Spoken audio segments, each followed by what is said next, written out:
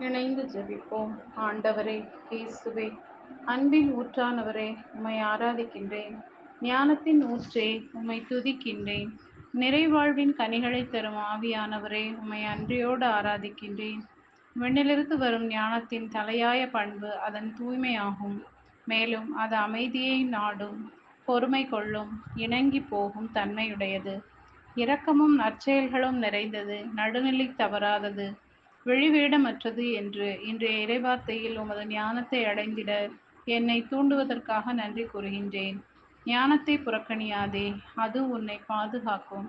அதை அடைவதில் நாட்டங்கொள், அது உன்னை காவல் செய்யும் என்று இறைவார்த்தையில் வாசிக்கும் நான் ஞானத்தை தேடி பெற்று ஞானமுள்ள செயல்களே என் சொத்து என்பதையும் நினைவில் கொண்டு ஞானத்தையும் மெய்யுணர்வையும் தேடிப் பெற வல்லமை தாரும்.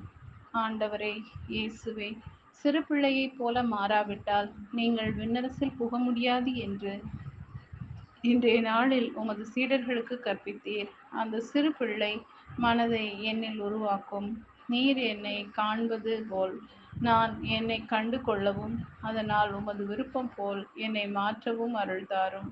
இருமாப்பு ஒருவரை தாழ்த்தும், தாழ்மை உள்ளம் ஒருவரை உயர்த்தும் என்ற உமது உயிருள்ள வார்த்தையில் இன்றைய நாளில் நான் வளர கிருபையோடு நடத்த வேண்டுமாய் இயேசுவின் நாமத்தில் ஜெபிக்கிறேன். ஆமென்.